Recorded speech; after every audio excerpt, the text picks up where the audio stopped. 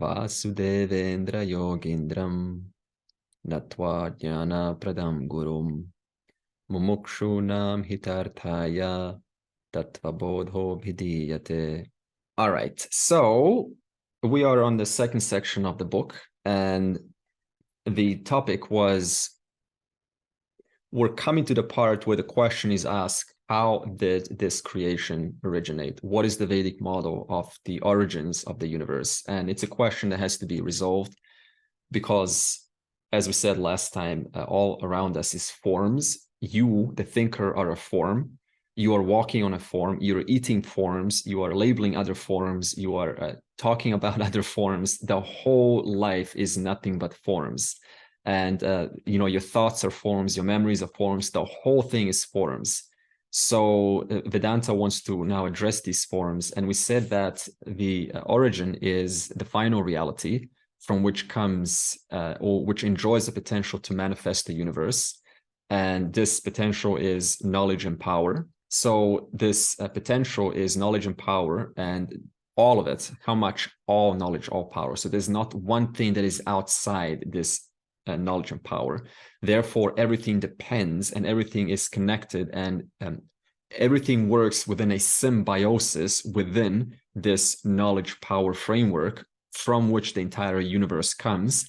And it sets up laws and orders in which forms, which are also creations of knowledge and power, interact in a specific way as to facilitate a useful function within the symbiosis of the entire ecosystem and the entire universe. So look at the sun, for example.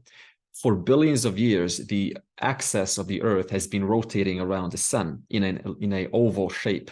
Now, for billions of years, that circling never gets more or less. It never kind of gets too close to the sun. It never gets too far from the sun.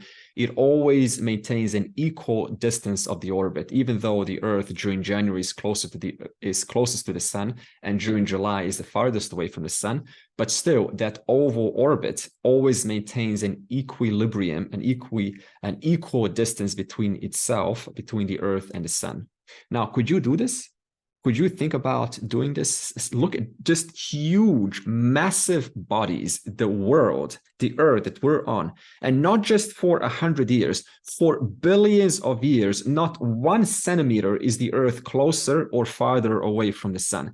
Maybe it is, this is what the scientists will always say, but the point is there is a more or less equal distance, and this requires an amazing amount of intelligence to hold that gravity so that the sun, despite it actually losing its energy, amongst that, it still is able to maintain that orbit of all of the planets circling around it.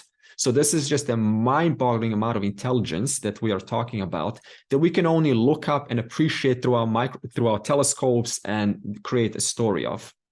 We also said that this intelligence, before it manifests the universe, is called Maya, that same all knowledge, all power. When it manifests and while it's manifesting the universe as it is right now, that same all knowledge, all power simply changes a name, just like woman changes from woman into mother. It goes from Maya into Ishvara. Otherwise, we're still talking about the same intelligence, which is required to help you figure out this intelligence. Now, in chapter 7, verse 8 of the Bhagavad Gita, I want to take a slight turn and mention what Krishna says, because he expounds some glories of this intelligence. And he says, Rasoham apsu kaunteya prabhasmi shashi suryayoho pranavah sarva vedeshu shabdah ke paurusham nrshu. So this is verse 8 of chapter 7. And it says, Arjuna, I am the taste in the water. I am the light in the moon and the sun. I am the Om in all of the Vedas. This is what Bao wanted to know last week. What is this Om? I am the sound in the space, and I am the strength in human beings. So let's just talk about what Krishna is talking about, because he starts the sentence by saying, Rasaha aham, rasoham. And he says, I am the taste in the water. Now, if you look at water itself, water is a composition of two atoms, H2 and one oxygen atom. And by them coming together, they create something completely different that is different from both the hydrogen and the oxygen, water. It's a totally new compound. And this totally new compound, which is a composition of these two atoms, by its presence, it accounts for the creation of a human being, which is mostly water.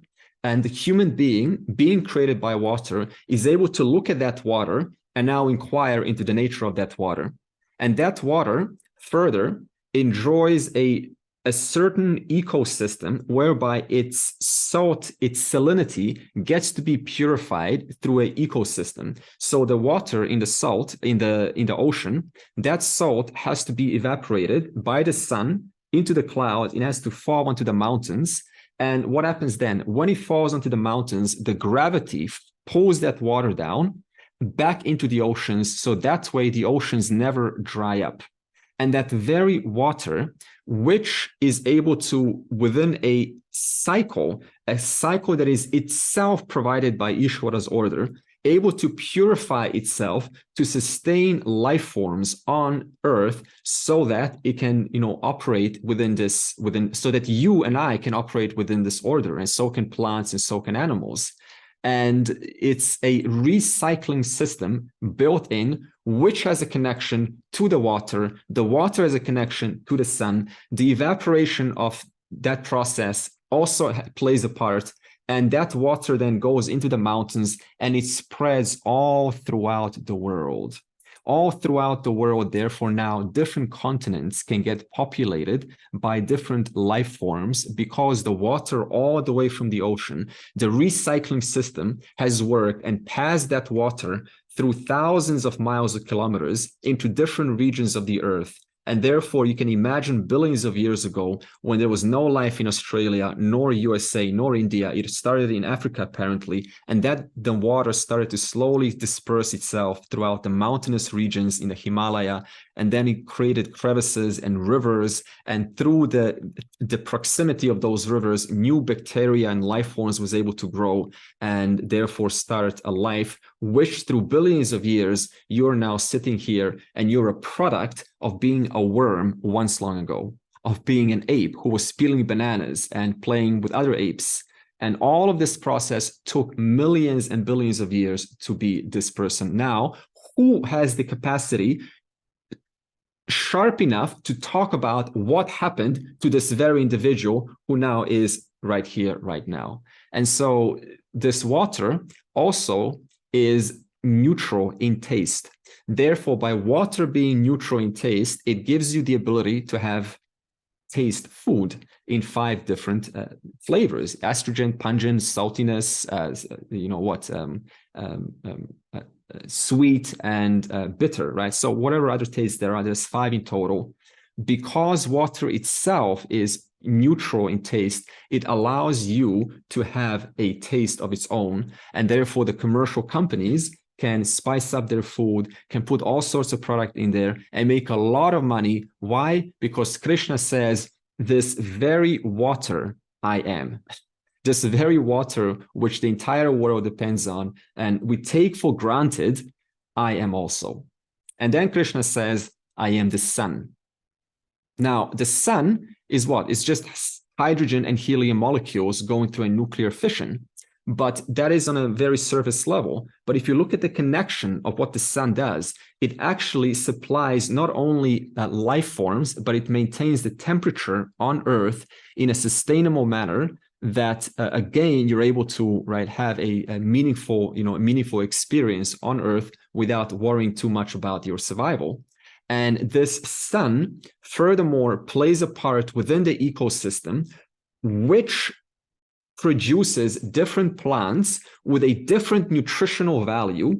And each of those nutritional values, like vitamin D, vitamin C, calcium, you can keep going with all of these vitamins. All of these vitamins then too play a certain role in your life. So much so that you need a whole combination of different of different nutrients, which means that whatever created these nutrients also had to have a connection to the sun and the plants and the very ether of those plants, which depends on the nutrients which are possible because of the water. And the water obviously got there because of the evaporation of the oceans by the process of the whole recycling system that has been built in. So again, I'm just pointing out the vastness and the interplay and their interconnectedness within this order, which is facilitated by this presence, Ishvara. And then he says, what? So what else does the sun do? It gives us days and night. And days and night, therefore, you're able to sleep just because the sun for a moment goes away. So that is also facilitated by Ishvara, day and night. And then he says, I am the light of the moon. So this light and the moon itself plays a big part. It changes our tides, our oceans. And also I know that when the moon comes out, that is when the coral reefs release sperm. And the sperm itself is able to generate new coral reefs. At least here in Australia, we have, Queensland. So all of this tourism industry is a product of, what the moon and the low tides and the high tides plays a vast part in throughout the world. And this I am also, says Krishna, speaking as Ishvara. And then he says, I am the Vedas. Now the Vedas is, he says, I am the Omkara to be sought throughout the Vedas. So I am the Om that is to be sought, that is to be discovered throughout the Vedas. And Bao last week brought about, can you discuss, the question was the power of Om and what does it mean? Om has several meanings. The first meaning is, there's two words in Sanskrit, abhidhana and abhideya. So this word abhi is just a prefix, but dhana and dheya means, abhidhana means it is a name for something, and abhideya means it is there's a meaning which that name points to. So, for example, Andre is an abhidhana. Andre is just a name. But when you say Andre, what is that Andre specifically referring to? Right? Now, whatever it's referring to, that's called abhideya. That means the name is true to the object. In other words, the name Andre points to the person who represents Andre and whatever knowledge he has and whatever personality he has. So now when we say Om, it's actually a abhidhana. It's a name for abhideya, which is referring to Ishvara. So when we say Om, in short, all you're doing is you're invoking the presence of Ishvara, which is why all of the Vedas start every chant with Om.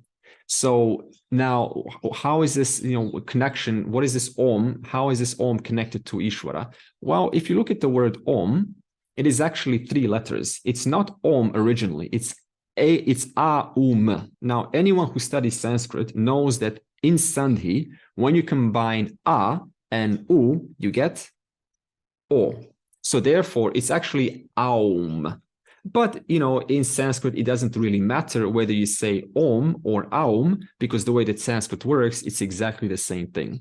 So now, if there's 3 letters in Om, then the first one represents A, U, M. So in this sense, Om represents to the sustainer, maintainer, and the one that sweeps the old in order to give the way to the new. That means the changer. So the sustainer, the creator, the sustainer, and the destroyer of the universe is what Om is referring to. And what is that one? That is Ishvara, the one that preserves, in whose presence everything is preserved, by whose presence things change, and in whose presence new things arise.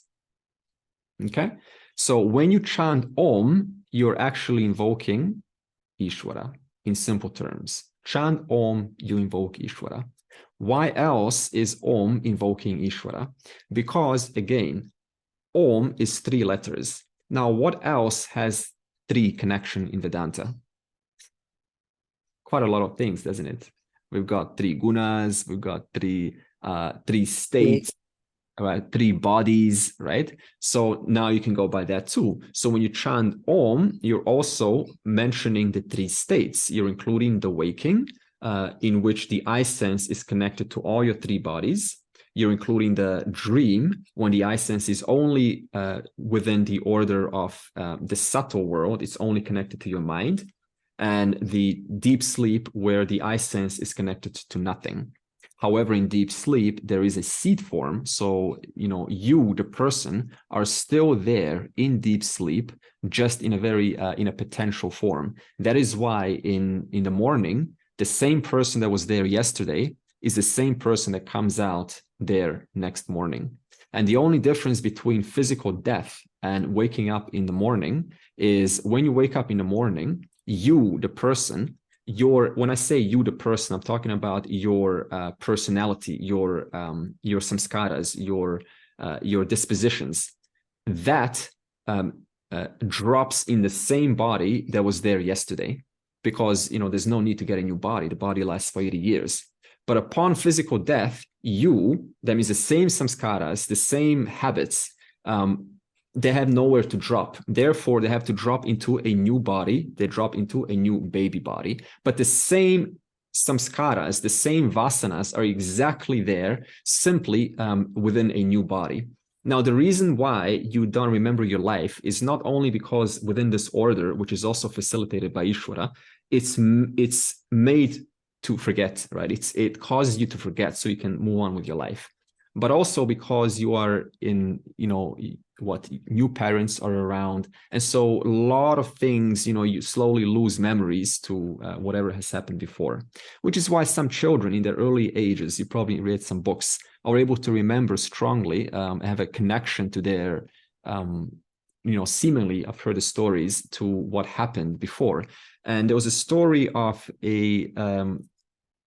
in Japan, there was a war where one of the American soldier was shot down by the Japanese during the war. And next life, the little child started to draw incredibly detailed scenes of I think it was like some plane that they were propeller plane or something. And the parents were curious because it was just incredibly detailed what the child was doing. And so the parents decided to investigate further, and they discovered that the exact plane at the exact place actually did crash. And the name that the child gave, or the description of how it happened, was exactly matching what actually happened during the war. So the child sort of remembered what happened in the past life. And I've read several stories like this. Whatever you want to interpret by that, it's up to you, but take it with a grain of salt. So yeah, so 3 states. Now also it includes 3 bodies. So when you chant Om, you're automatically encompassing your causal body, your subtle body, and your physical body in that Om. So in a way, it allows you to objectify the 3 bodies. It allows you to objectify the 3 states. And it also allows you to bring the order that both the 3 states and the 3 bodies are sustained because of the sustainer, the creator, and the destroyer, which is Ishvara. So it's a wonderful, highly compressed word that embodies the Vedantic teaching. And it's what I call an objectification word. The word Om allows you to objectify the whole reality and just see it in front of you. Just see the teaching just by the mere virtue of understanding what Om means. Now, have you heard when they say that Om is the sound of creation? Yeah, so you have to look deeper. Now, what do you mean by Om is the sound of creation? Because, see, when we go into this 5 elements, we will see that the characteristic of space is sound. So when it says Om is the sound of creation, what it actually means is Om is the space of creation. Space being the subtlest element, that which accommodates everything, including you, the listener right now, everything, the whole universe, time and space, everything is accommodated in space. And therefore, Om is that which accommodates everything in it. Therefore, Om is the sound of creation, means Om is the space of creation. So therefore, that's the connection. Okay. And What else does number 3 mean? Past, present, and future. So also that can be included in your word Om. So once again, when we chant Om, it allows you to objectify past, present, and future all 3 times. And what's true throughout all 3 times? We said, what's the definition of Sat? Kala Traye Tishtati, I believe, that which stands in the 3 periods of time. Therefore, the one truth is throughout this period of time, which is you awareness. And therefore, when you chant Om, you're including the 3 states, the past, present, and future, the 3 bodies, and also including Ishvara itself, in whom the entire thing is operating in. And then Krishna says, I am the sound in space. Now, I am the sound in space. Now, space itself has no attributes. Space is attributeless, and it's not located anywhere. You cannot say that space is located over there. It's everywhere. So first of all, when it says that, I am the sound in space, you have to ask, what does sound allow you to do? Suppose there was no sound in this world. Could you listen to this tradition? No, you could not communicate, right? Maybe sign language or something, but the whole tradition is oral, right? So sound plays a vital role in our life. You love people who understand you. Those are the ones that we love. But those people who we think that they understand us, they communicate and they say things to us that are sweet, that empower us, that make us an empowered human being. And they can only say that because of the presence of sound, because sound is that which transfers those sweet words from their mouth to your ear. And Krishna says, I am the one that facilitates. Because of me, I provide the space. And because space is there, I can hear those sweet words and those sweet teachings that pass from one person onto my own ear, and I can understand the whole reality. And because of whom is that facilitated by? Krishna says, myself, Ishvara, the intelligence. And then he says, I am the strength in the human beings. Now, what is the strength referring to? We're given 3 powers. We're given the power to do, power to desire, and power to know. Now, you can use these powers however you wish, because Ishvara has also provided you a free will, capacity to exercise those powers to the extent to which you are educated and to whatever limits you're able to exercise them. So it's not like now Ishvara says, here, I'm going to make you exercise your power to know, to gossip, and you are going to exercise your power to know the scriptures. It is you, through your own will, who chooses to participate in certain things. And by doing so, you then collapse possibilities which are provided by Ishvara. And those possibilities, when you receive the results of them, what is it that has provided that connection between your efforts and the result that you received? Again, Krishna says, I did. So therefore, you can use your power to know, your jnana shakti, to either find out what people are gossiping or tuning to what people are saying about others, or, listen to this news and then get really kind of, depressed by all of this stuff that's going on. Or I can use that same power to know, to discover my truth, to discover how to be gentler in the world, to discover what the values are that are worth living for, to discover what is my, calling in this world. In that same way, you can use the power to desire however you wish. I can use the power to desire to become a mumukshu, the one who is desirous of moksha, or I can use this power of desire to do something that is, whatever else is meaningful for you. And I can also use the power of acting, this is the Kriya Shakti, to commit a murder, or I can use that power, that same power, use it to, to become a gentler, more sensitive human being. 3 powers given. They can be exercised however you want, according to the blessing of free will which you are endowed with. And therefore, what Krishna is saying is, however you, the individual, exercise or choose to collapse these powers, I, Ishvara, will simply provide you exactly what you deserve. I will simply offer you exactly what you deserve according to what choices you have exercised and then in the light of the knowledge that you have learned. So this means knowing this, we become a more responsible, more accountable human being, understanding that Ishvara is not someone that is sort of, a personal, it's not like Ishvara wants one person to succeed, wants another person to fail. Ishvara, this intelligence, is entirely impersonal, unbiased. No one is better or worse in the presence of this intelligence. It just says, here, my child, use my 3 powers and collapse the possibilities within my order. And by doing so, by acknowledging my presence, the one in whom you are never apart from, and participating within an order, which is called righteousness, dharma, by participating in that order, whatever you do, I will return you pleasant results. If you violate my laws, then I'm sorry, but I cannot provide you pleasant results. I simply have to provide you feedback to teach you to cause you to rethink, to re-strategize a way that is keeping with my order, with this harmonious order.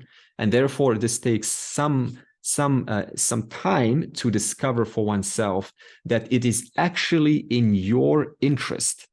You're not doing this for God. You're not aligning yourself or being a goody-goody for God. Who are you doing this for? It's entirely for your own benefit. It's entirely for your own sake. Yes, we do start out, let me appease God, let me go to the temple, and I want to show to God that, I am really, a devotee. But then you discover, I'm not doing this for anyone. I'm not doing this for you. I'm not doing this for any God. I'm doing this for myself. Because me being given this potential, by aligning this presence, by aligning myself with this presence, it is myself who benefits, none other than myself. And therefore, it becomes in your interest to live in a way that the scriptures are, advising us to do so. All right. So this was a Bhagavad Gita context of, just for a moment, looking at different facets of, our experience and bringing in this order of Ishvara. Now, the verse is going to continue with Maya, which is knowledge power in potential. And it wants to say, what is this Maya a little bit more specifically? So yes, we said it is knowledge and power, but then it says it is sattva, rajas, tama, gunatmika. So this Maya has the potential to create differences, not only in people, but also in various objects.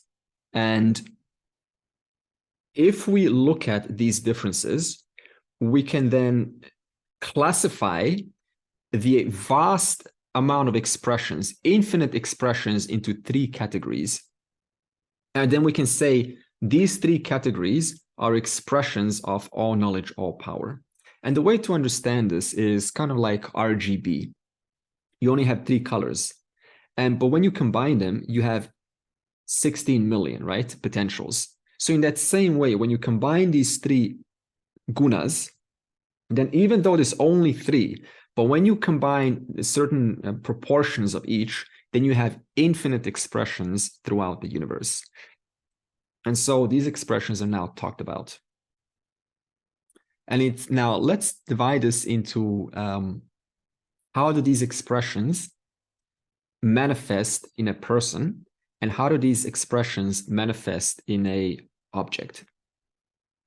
So what he wants to say is one of these 3 gunas is more or less predominant in any one person. So if you look at anyone, right, there's going to be a personality, but they're going to have a certain dominance in one of these 3 gunas. And so what are they? Sattva guna. So sattva guna this represents nobility or good values. So whenever you exercise nobility or wisdom is flowing, or you're thinking wisdom, or you're inquiring, and you're making connections, right? It's just flowing. The connections are flowing. You're able to see a certain order. Then you're identified with, not identified, but sattva guna is dominant in your disposition. It also represents intelligence. It represents brilliance and kindness that people have, and empathy and happiness. All of these are sattva guna traits. So whatever, sometimes I love to read books on pseudo spirituality just to remind myself the kind of craziness that people write about. And I just read of course, I'm not going to mention who wrote it, but he went through this whole special mountain, where Sadhguru went, and so he says if you go up there, many people have enlightened themselves there. And so he went up there to that same mountain, and lo and behold, he started to feel really light and brilliant and happy and blissed out, and he felt himself one with all things, and so he now attributes that experience to being enlightened. Now, of course, he wrote a book on this only 1 year later, so he didn't even have enough time to even think about his experience 1 or 2 years later, which is nothing. You need to think about it a lot longer than that. And of course, now 5 or 6 years later, the person, having written a book, is now justifying how that experience is really enlightenment, because you don't want to, you're invested in your story. But I was reading this and realizing, okay, so all he's describing is this happiness which came and went, and it is sattva guna. So he simply experienced sattva guna, specifically an anandamaya kosha identification. And a lot of people fall for this, I tell you.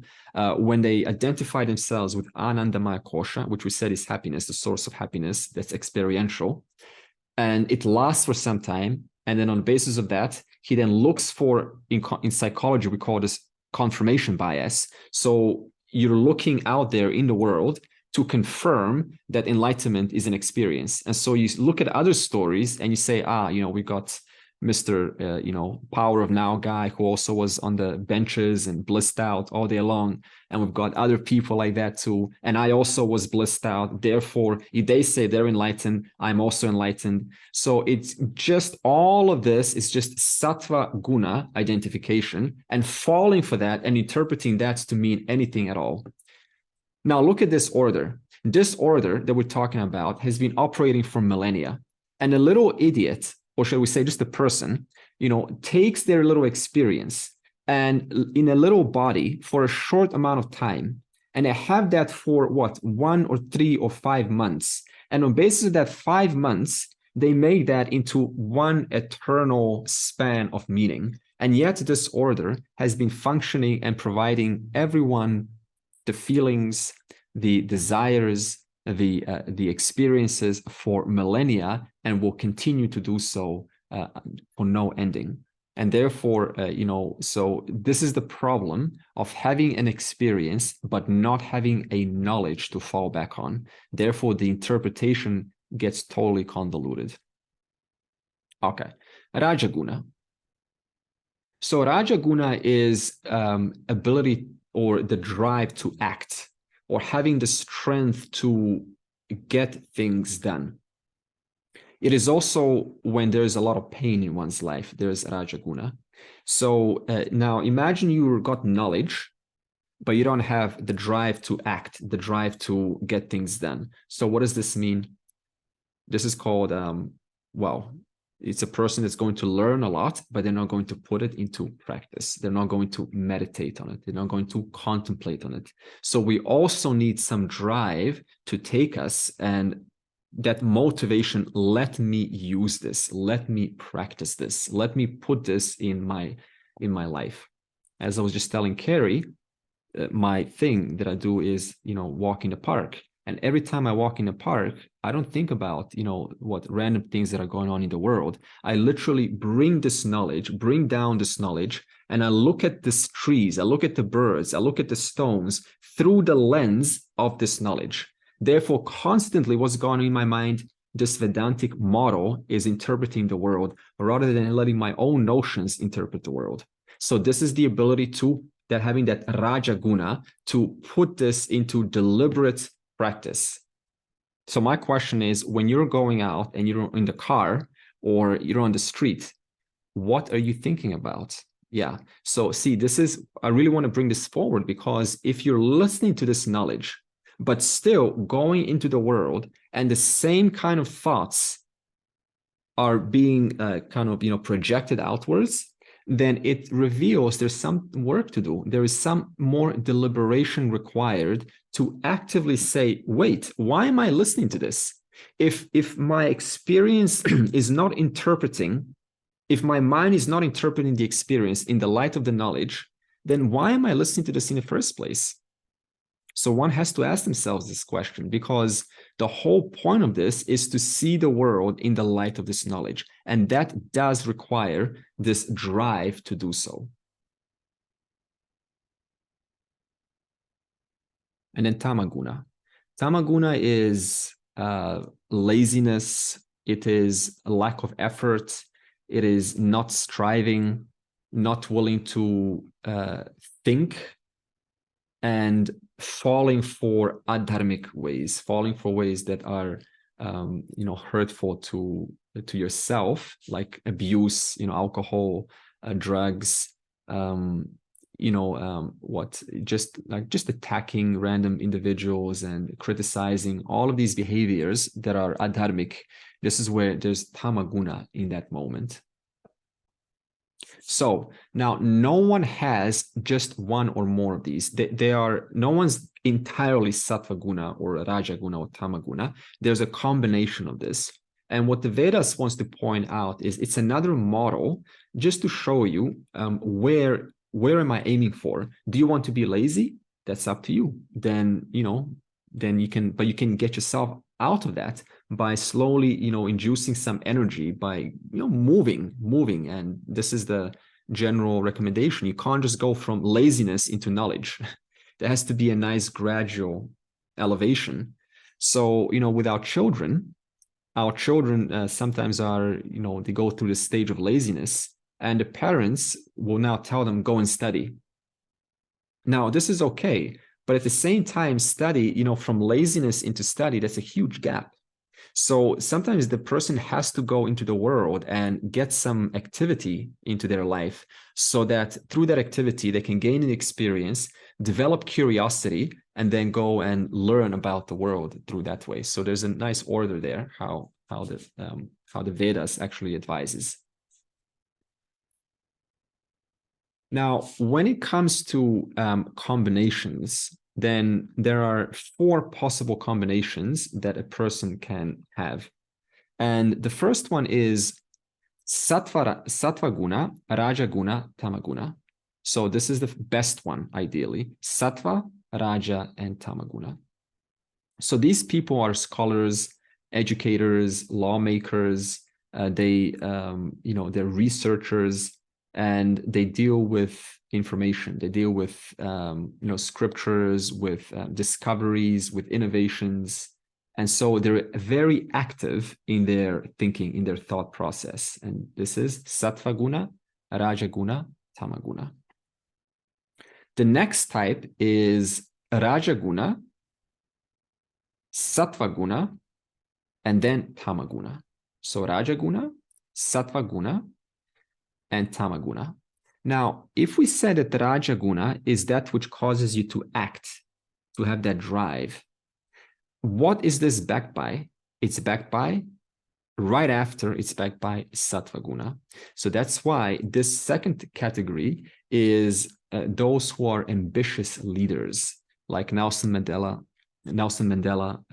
Gandhi, and Martin Luther King. So many, I don't know all the names, but many throughout our society have gone out into the world to create a change, and they have done so because they were backed by discernment. They were backed by that intelligence, that sattva guna. Now I know some people have some things against Gandhi or Nelson Mandela. I know this. I've heard the stories. everyone makes mistakes, but at the same time, that's not what I'm talking about now. I'm just talking about an example of having ambition backed by responsibility and taking the whole into the account. When we take the whole into the account and you are driven by that, like the United Nations, then you are in this category. You are. And then we have a Rajaguna backed by Tamaguna, and lastly is Sattvaguna. So therefore, if the first one was Rajaguna, Sattvaguna, this one is Rajaguna, Tamaguna. So they too will have ambition because Rajaguna is dominant, but ambition, what guided more or less by lack of clarity, lack of discernment, because Tamaguna is right behind the corner. And we said Tamaguna is responsible for laziness, making mistakes, resorting to adharma, and therefore there will be more of a disposition to act, what can I get from myself, and even if it's at the expense of somebody else. And this will cause the individual to do some things like cheating you and not feel anything about it, just cheat you or hurt you and not really feel any remorse about that. So this is also possible. But see, it's not just that. Also merchants, right? Suppose you want to start a business.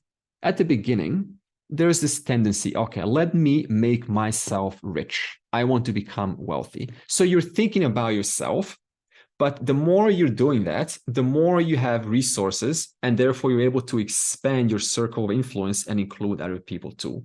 So just because a merchant is going to a business and thinking about themselves, it doesn't mean they will stay like that forever. They just, at the beginning, when one doesn't have a lot of money, of course they're thinking about themselves only. But the more money they have, the more they're able to relax and able to share and give to other people. So it just shows us that how, it's not black or white. Oh, you're doing something wrong and you should be doing this. It's a process. And then Tamaguna, the last category, Tamaguna, followed by Rajaguna, and Sattvaguna is right at the end. So this is the kind of person that doesn't want to use their brain too much. They don't want to think too much, but rather just be given instructions what to do. They're good at following instructions because Sattvaguna is right at the end. So that means thinking is least important. Just make me feel good. Basic survival things is good enough. And, it just fulfill the basic necessities of life. So these are the only 4 categories, according to the Vedas, that are more or less possible. And then we, throughout stages of our lives, we alternate between these two. Ideally, one wants to, go upwards, ideally. And then in reference to objects, so that was people, now objects. Sattvaguna is associated to all knowledge. So when we say all knowledge, all power, that blueprint of all knowledge is associated to Sattvaguna, because Sattvaguna is just knowledge. When we talk about Rajaguna in reference to objects or the whole universe, then what we're talking about is projecting power. And projecting power is called Vikshepa Shakti. So Maya has 2 powers, Vikshepa Shakti and Avarana Shakti. Vikshepa Shakti is the power that's able to project this knowledge into and make up this entire universe. Just like your power of the mind, it takes the knowledge of the mind and it projects it a dream world. So that projection power is called Vikshepa Shakti. So in that same way, when we talk about Rajaguna in reference to the universe, it is that guna which projects the whole universe of knowledge and makes up this universe right now. And Tamaguna is veiling power. So again, I said there's 2 powers that Maya enjoys. One, Vikshepa Shakti, project, and one is Avarana Shakti, which is concealing power. So concealing power is, what do you mean by concealing power? Well, anyone who's born, do you know who you are? No, you're concealed. You're blocked certain information. A baboon is blocked information how to make a nest. A raccoon is blocked information how to peel a banana. Yeah. But from the standpoint of a baboon, he knows how to peel a banana. From the standpoint of the nest, the bird knows how to make a nest from twigs. Right? So from their standpoint, they're not blocked. But from someone else's standpoint, they are blocked. So when we say avarana shakti, the concealing power, it is that which blocks certain information in order to create differences. That's how you make differences. You need to block certain amount of atoms and provide other atoms in order to create, for example, sodium chloride. It has to be one particle of sodium, one particle of chlorine, and by that you have sodium chloride. If you had one particle of lithium, then it's not sodium chloride anymore, and therefore it cannot be salt. So veiling power is that which suppresses knowledge, so much so that differences can come. And also, it is the very cause why you don't know who you are and why nobody knows who we are when we're born, because of avarana shakti alone. Therefore, everyone's under the spell of avarana shakti. Everyone is concealed from knowing who they are. And therefore, we're giving them the opportunity to discover who we are, as I said, by having those three powers: to do, to act, and to know. Okay. Now, the question is, if all knowledge and all power is all, that means it's complete, it knows everything, nothing's imperfect, it is perfect, then why do we have wars and violence? Couldn't this intelligence have created a world where things are perfectly in harmony, where there's no such thing as fighting or stealing or cheating or lying or doing adharma? Why does it allow wars and violence to go on forever? Is it like this intelligence didn't think of it and then it made a mistake and now we can't do anything about it? No. See, this intelligence could have done things differently. It seems like that, right? It could have done things differently, but this is a wrong way to think about it, because all this intelligence does is it manifests this good free will, manifests this world. It provides infinite possibilities within an order of dharma. That dharma is felt by all people. I want to survive and I don't want to be hurt. And I also know that you want to survive and you don't want to be hurt. At the same time, within that order, we're given free will and we're given certain orientations and inner pressures. So our inner pressures cause us to recognize this order. Despite recognizing this order of what is to be done, what is the right thing to be done, our inner pressures force us or cause us to violate because we don't see the cost of doing so. All I see is the immediate gratification of violating a certain order, but I don't see the cost within 5 years because I've not thought about it. Therefore, you cannot change a person until they themselves see that by violating a certain law, by misusing those three powers, it is not healthy for them. It seems initially like they're getting away with it, but in the long run, it is not helping them at all. And therefore, by being given the free will and going against the current is flowing in one direction, but choosing to go to the other way just because it is what I want to do, but it's going against the current. For that reason, we can collapse a possibility that is not healthy for other people, but is also not healthy for you. But at the same time, luckily, this all knowledge, all power provides a mechanism which, when it's violated, which is called the order of dharma, when it's violated, it does provide the consequences that take some time to unfold. And when they finally reach such a point, the individual eventually discovers that even if I can lie and cheat and hurt you, and I can twist the facts in my favor and then use this intellect to justify the story so that I don't feel the pain of having hurt you, just to cloud that for a moment, when a person has learned and gone through enough pain and enough life experience and enough humility, they will slowly start to feel that pain more and more in themselves, to the point where it becomes extremely hard to violate this law. Not because you're trying to satisfy some law or some God out there, it's because you feel the pain, the pangs of having hurt someone and thinking you can get away with it. So it becomes very hard to violate these three powers that have been endowed to you. And therefore, why do we have wars and violence? The answer is because you're given the free will. The free will is misused to collapse possibilities that are not healthy for you nor the other person. And that creates the conflict. It triggers the other people. And then you have this back and forth, fist fight and, chit chat and so on, until one or the other discovers that even if they're given the intellect to twist the facts in their favor, it is actually not healthy for them, nor is it healthy for the other. And when are they going to realize that? Not when you want it. It is when they finally see that it is not in their interest. And that can take a lifetime, that can take 2 lifetimes.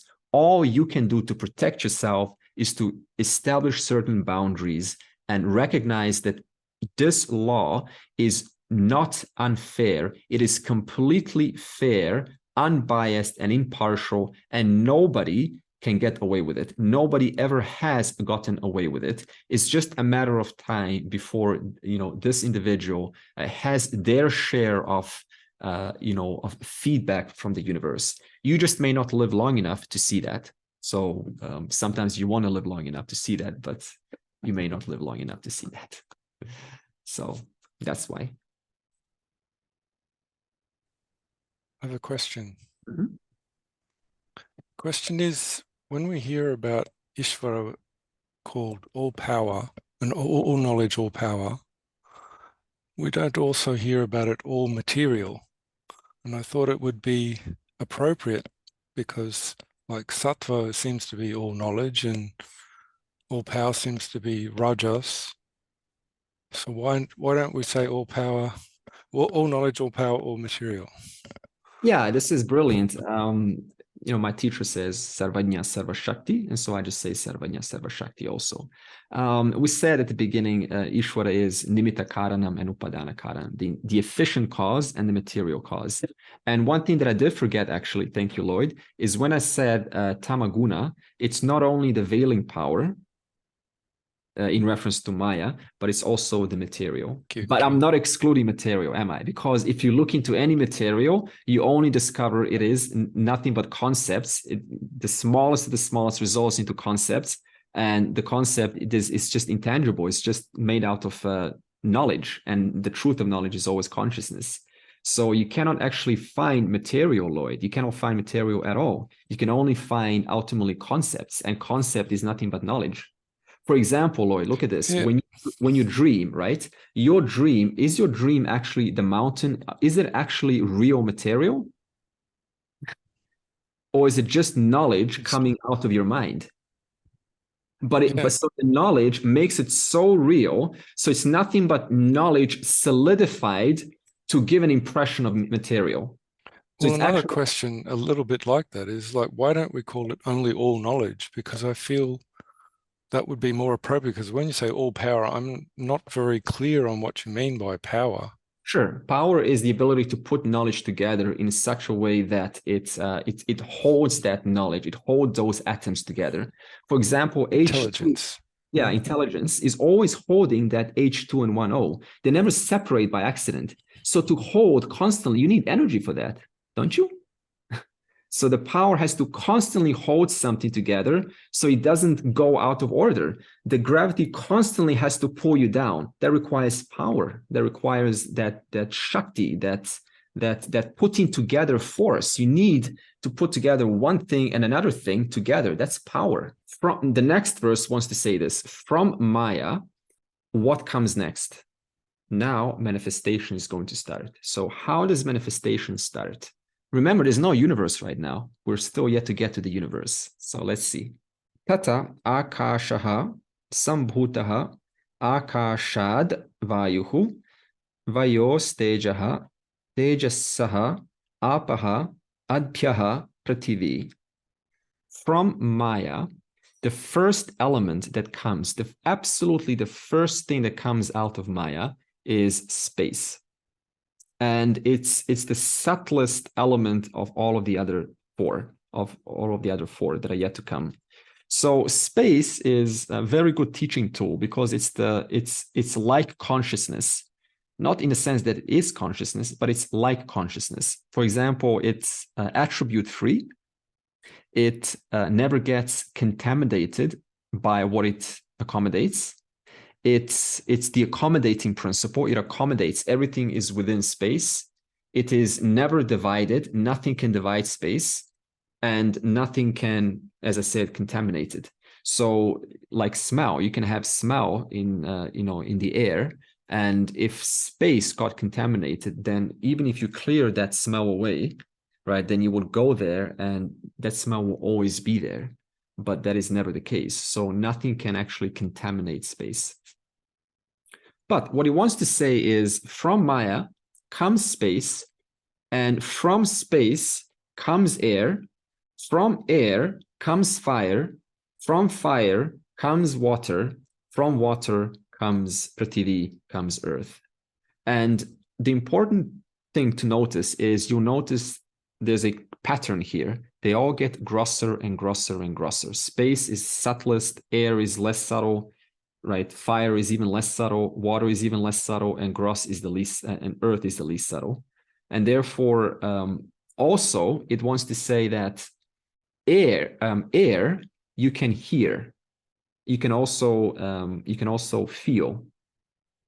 Fire you can feel, you can hear, you can also see. Water, see, hear, feel, taste. Earth, see, hear, feel, taste, smell. So one more addition is added the grosser you go. Now, this will be talked more about the specific components of each element. So the order is like this. We have Brahman so far, from Brahman, all knowledge, all power, in potential, which is called Maya. From that potential, the first element that arises is space. And the verse is showing that there's an increasing complexity as you combine these elements. Just like in science model, when you combine certain elements together, then those new particles gain characteristics that the prior didn't have at all. As I said some other sessions ago, when you combine H2 and O, and you combine sodium chloride, you combine these two, you get what?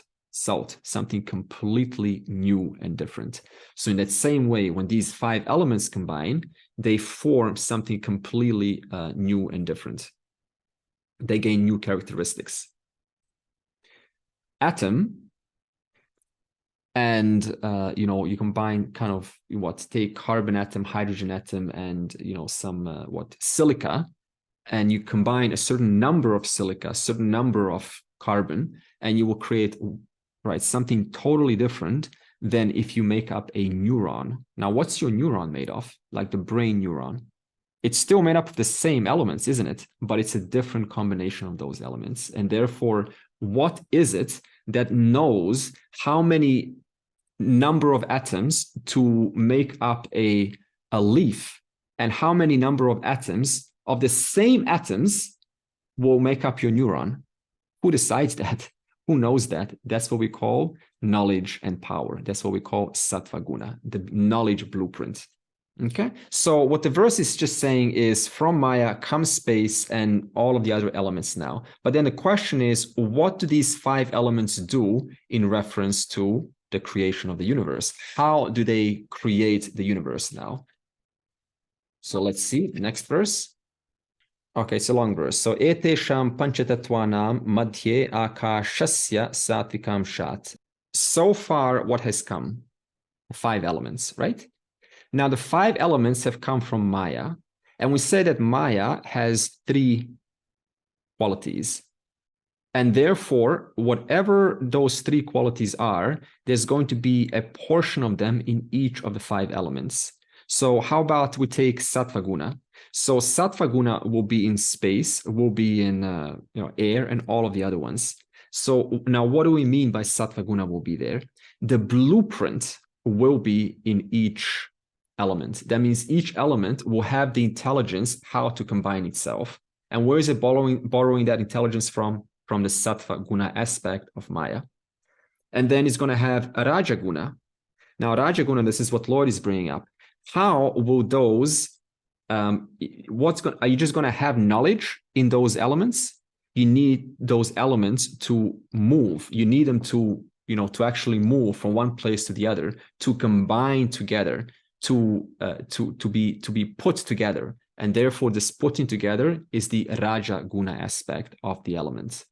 And finally, you need the element to conceal a certain amount of portion of itself in order to create a difference.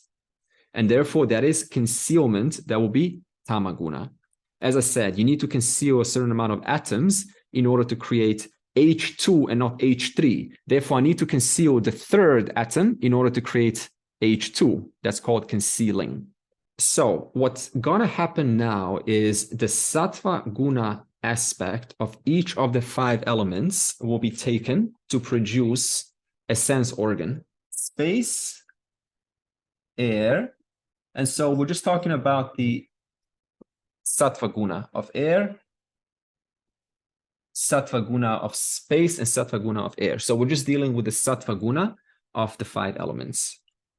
So when we take the Sattva Guna of space, what happens? We create the organ of hearing. Okay.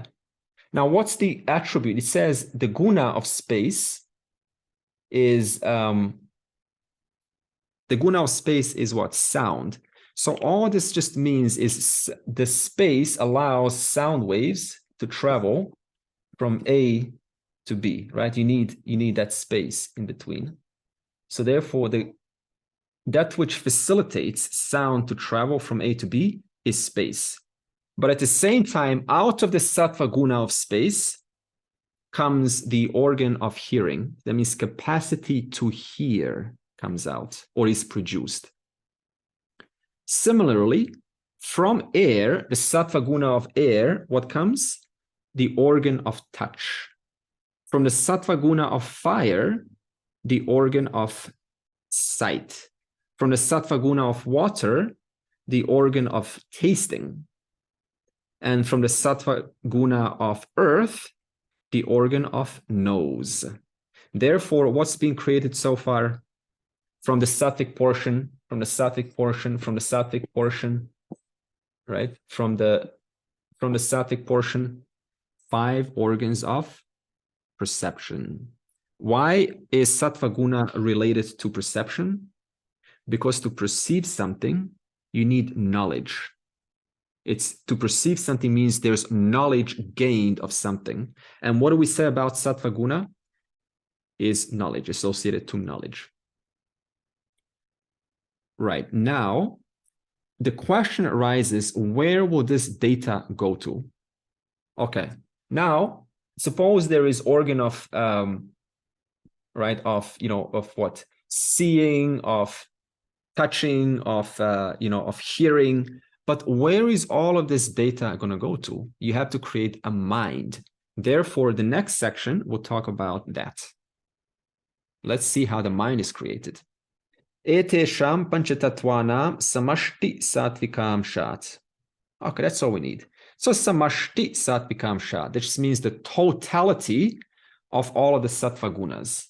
So look at this. Sattva guna plus Sattva Guna of, so Sattva Guna of space, plus Sattva Guna of air, plus Sattva Guna of fire, plus Sattva Guna of water, plus Sattva Guna of earth, equals what? Antahkarana. Can you see this? Okay, Antahkarana. Antahkarana.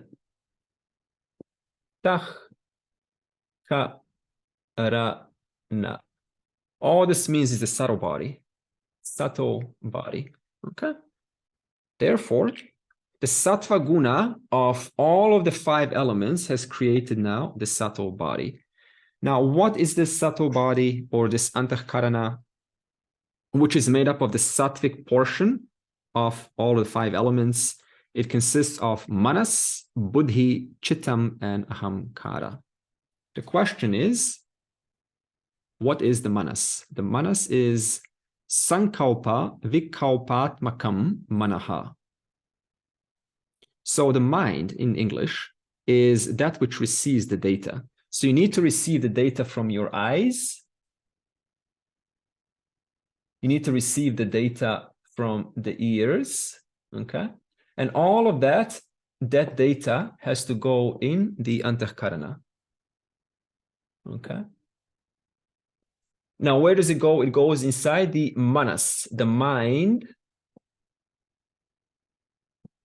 section of the antahkarana, okay? So not only is this what mind receiving data, but it's also creating a doubt. So the first experience that a human being has is there's always a doubt. The moment you see something, the moment you hear something, there's a doubt. This is why salespeople will never approach you out of the blue.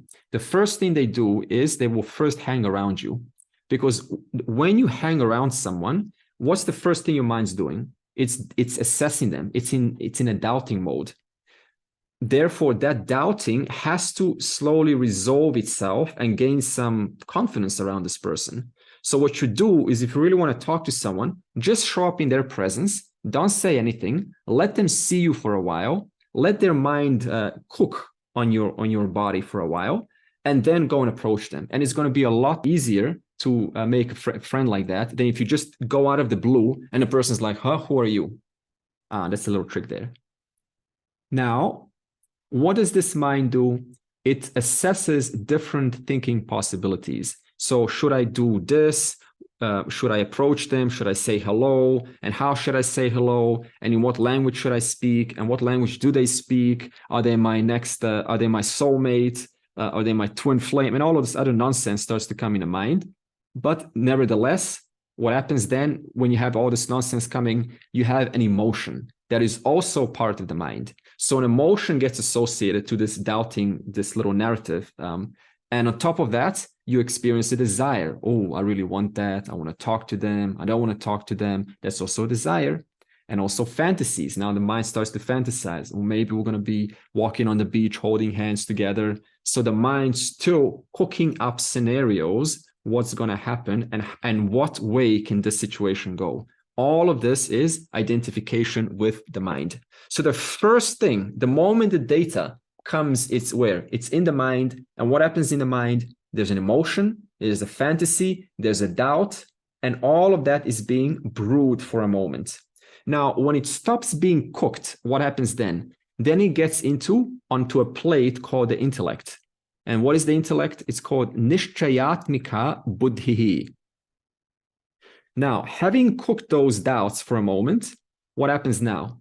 There is a definitive decision. You have come to a conclusion. You have looked at the pros and cons. What's the pro of being single? What's the pro of being together? What's the pro of talking to them? What's the con of talking to them? Do I have enough time, right? Do I want to really do this, right? Do I really want to sign this deal? Do I want this house? All of this stuff can, go there. And you made your decision. And out of what have you made your decision? Well, you made your decision out of your own intuitions. You made your decision out of your own pressures, out of peer pressure, out of, considering different possibilities. And so many factors also contribute to making your final decision. So this is why it's important. Before deciding, you have looked at all possible angles, as many as possible. Today, you got ChatGPT. You can just ask that easy. And you can say, give me some suggestions. And therefore, you can get more data nowadays to make a wise, informed decision. Therefore, what happens from the mind? It goes into the buddhi, intellect. Okay. So first mind, and second is buddhi. That's the order. Everything first goes into the mind, and then it spills into the intellect after some time. This is why we say, hey, make up your mind. So when we say that, we're saying, hey, come on, transfer that information from the mind into the buddhi, drop it down into the buddhi, so that it is nishchayatmika, which means so it's well ascertained, it is assimilated, and it's thought through. And then there is the I sense. So this is the sense of I, and we use the word ego for this. Now, the word ego can be used in two ways. In fact, it's used in two ways always. The first way the ego word in English is used is it means it's conceit or pride. So they have a big ego. In this case, it's definition number one. But definition number two, in our case, when we say egos, we're talking about the sense of individuality. The mechanism that, so if the I sense is in the center, I'll just put ego here, ego. If this is the center, then what gets fed into the I sense? You have the manas, the mind, you have the buddhi, intellect, and you also have the memory, and what else gets fed into the I sense? Your body sensations, your body, right? For example, if there's pain, that also gets sent into the I sense. Therefore, look how many things are sculpting your I sense. Feel good in the morning, that sculpts the I sense. You feel you figured something out at work, you broke through, that sculpts your I sense. You remember some pleasant memory, that sculpts your I sense. There's some pain in the head or migraine, that sculpts your I sense.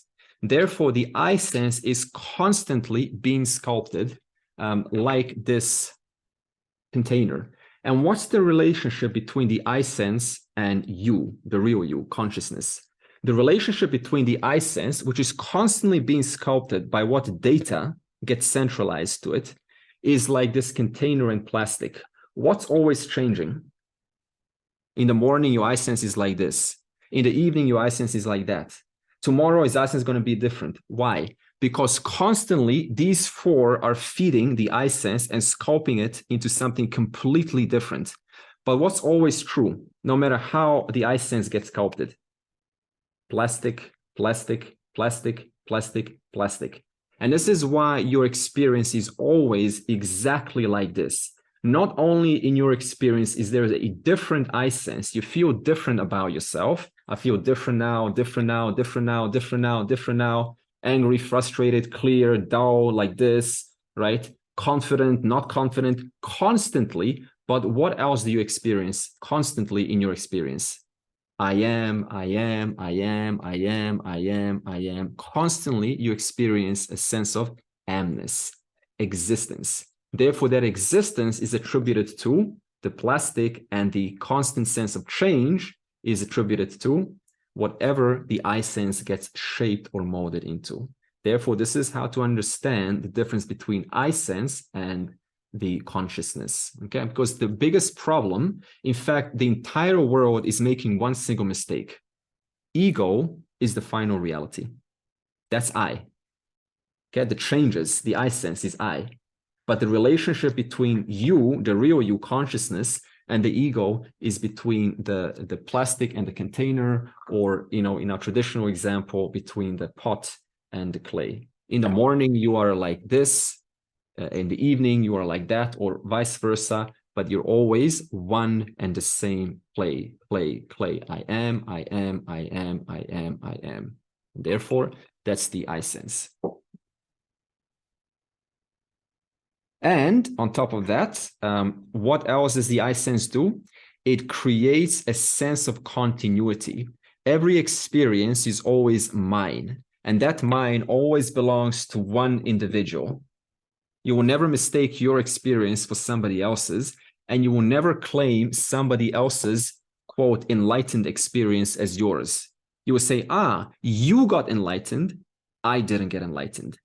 Therefore, the I sense always creates this assurance or seeming stability that it belongs to me and it doesn't belong to you. Okay? That's why we say the I sense is mamakara, mine. It's like a stamp. mine, mine, mine, mine. Feel good, mine. Feel bad, mine. Feel like this, mine. Yeah. Feel really clear, mine. It's constantly stamping every experience with mine. However, we also know that the I sense isn't so stable, is it? It changes when you're in the zone. Why do you think extreme sports are so hot? Because I want to get rid of my sense of I, at least for a moment. I want to jump out of an airplane or do something crazy and just relieve that sense of I-ness for a moment. It also changes in your dream. In the waking, you're a king or a queen or a worker. In the dream, you're a what? A murderer, right? So the I sense has completely changed from one state to the other. And also in deep sleep, the I sense is completely gone. Therefore, it shows us that the I sense is not intrinsic, but it's only an incidental functionary of the mind, no different than the intellect, mind, body, and memory, which is the final one.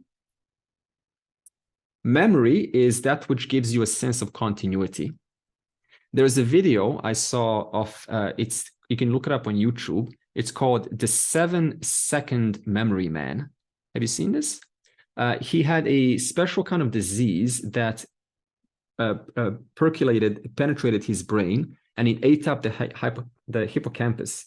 The hippocampus, which is responsible for short-term memory, and he cannot remember for more than 3 seconds. So if I turn like this and I look at you, I was never here before. This never happened.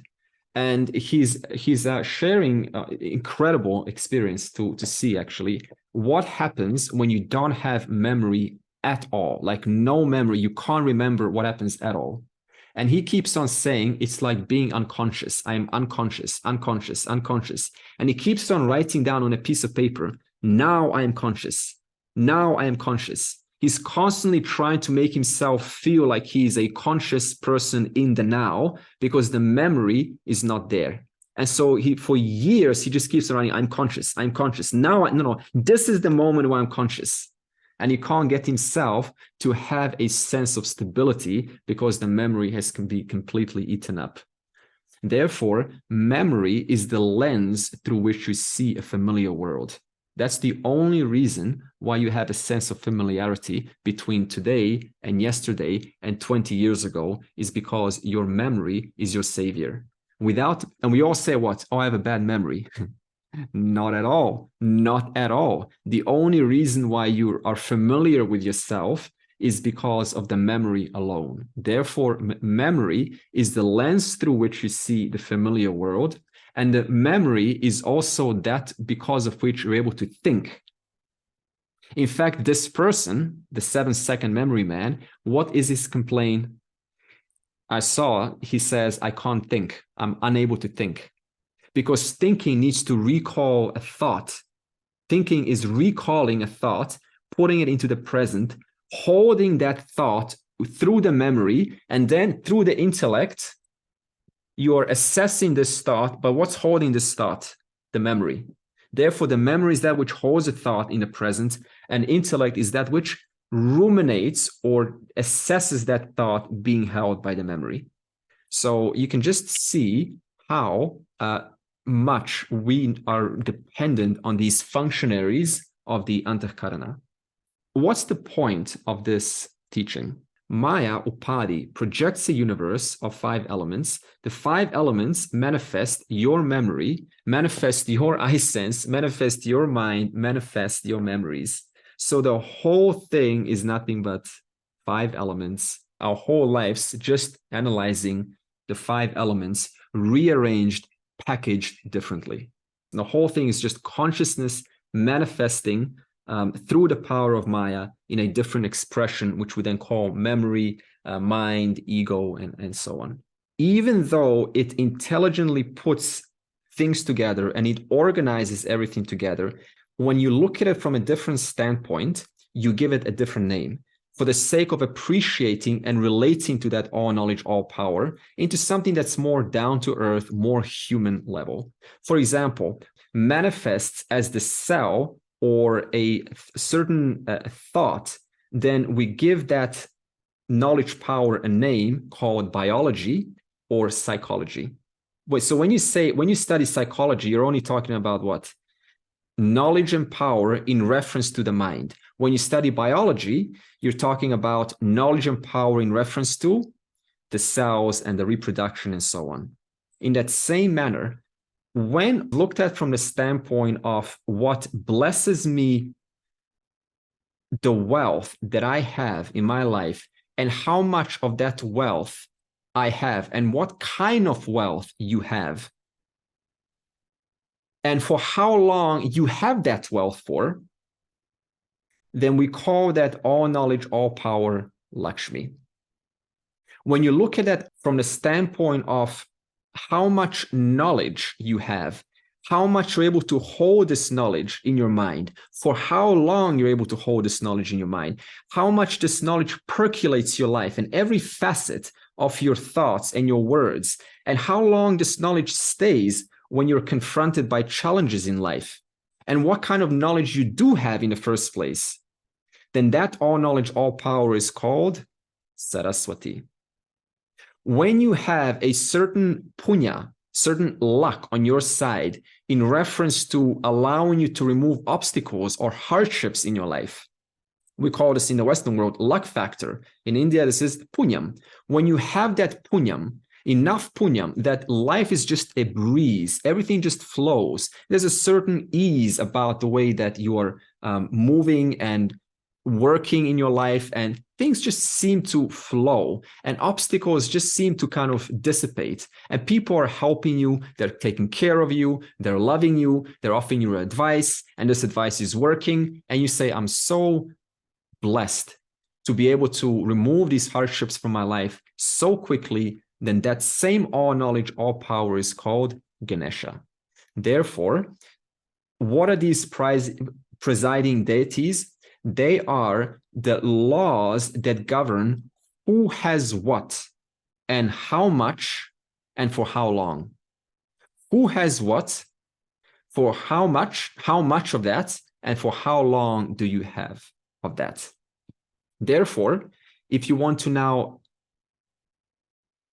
propitiate or summon the intelligence which blesses you with depth of insight and thinking and able to understand the knowledge, then rather than inventing a new name, you simply refer to the name of Saraswati, which has already been propitiated and provided by the rishis and already been inculcated with a lot of power. Therefore, by invoking Saraswati, you are invoking Ishvara, who specifically focused to bless you with knowledge that is whatever knowledge you want.